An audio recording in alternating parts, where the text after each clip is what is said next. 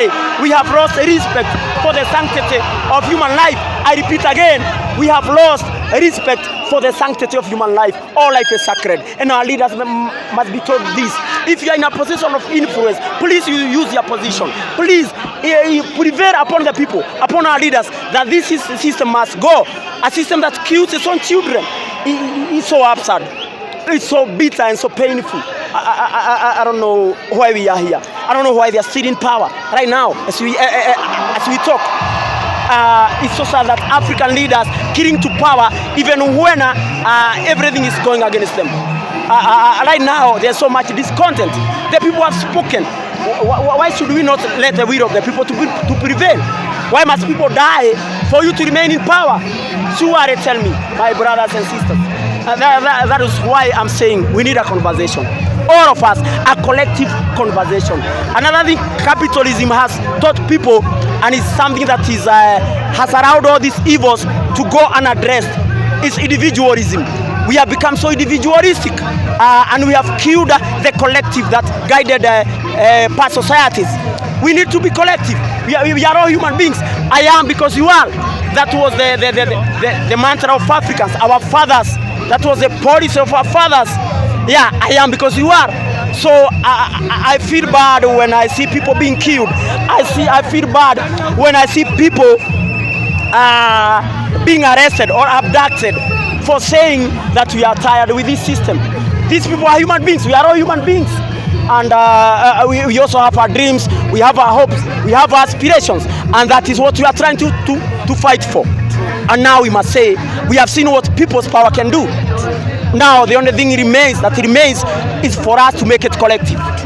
And making it collective is looking at this issue from a historical context. I've been telling people that colonialism never really ended. They lied to us. The same system that treated our fathers like criminals in our own country, the same system that's being used against Africans today. That is why there's no justice in Africa for poor people. That is why there's no justice for the masses, for the majority. And we have followed these people very blindly without questioning. And another thing, this do not question or never question policy was a colonial policy to keep Africans from questioning the white man. Of course. And it's so sad that it's still in use today. We cannot ask questions. We cannot ask why we have corrupt leaders in power and why we tolerate corrupt leaders in power. Why we elect criminals and thieves and liars into power. I don't understand. I don't understand. That's why I'm telling people, do not tell me to wait for 2027. That is nonsense. I don't believe that an election can change this country.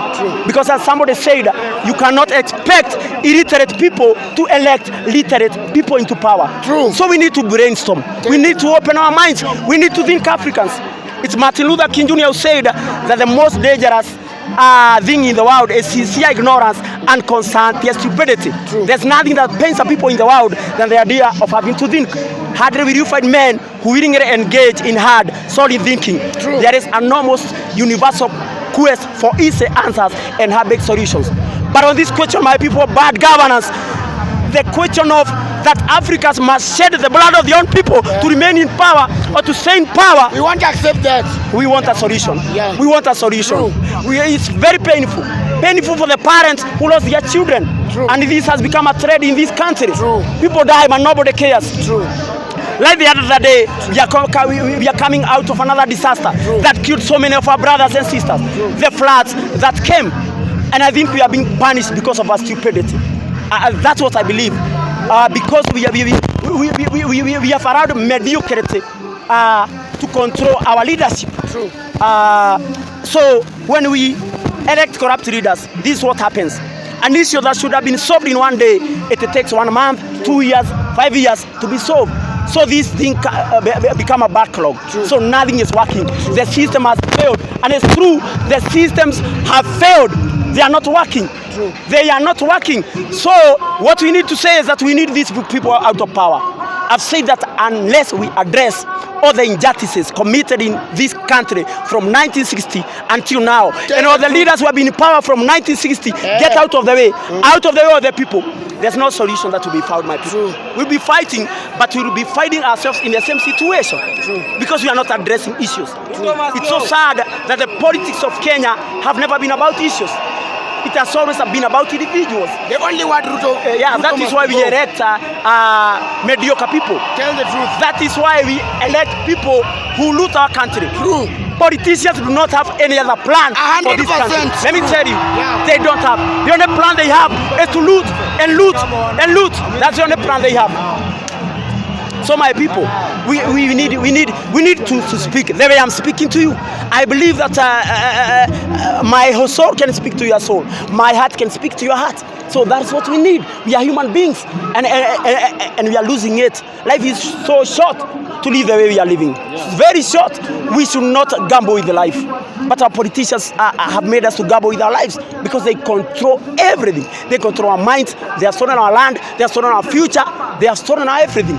We are slaves, but the problem is, the tragedy is, the slave does not know that he is a slave. So our job is to educate our people, tell them we are slaves. The black man has never been free. The black man has never been in control of anything. Don't let anybody lie to you. Don't let them lie to you. The black man has never been free. Africa has never been free. Remember, the likes of Marcus Garvey, Martin Luther King Jr., they died fighting and they were killed by the system, the same system that's ruling the world, the system of capitalism. It killed Martin Luther King Jr. They killed Marcus Garvey because he said we want an Africa for Africans.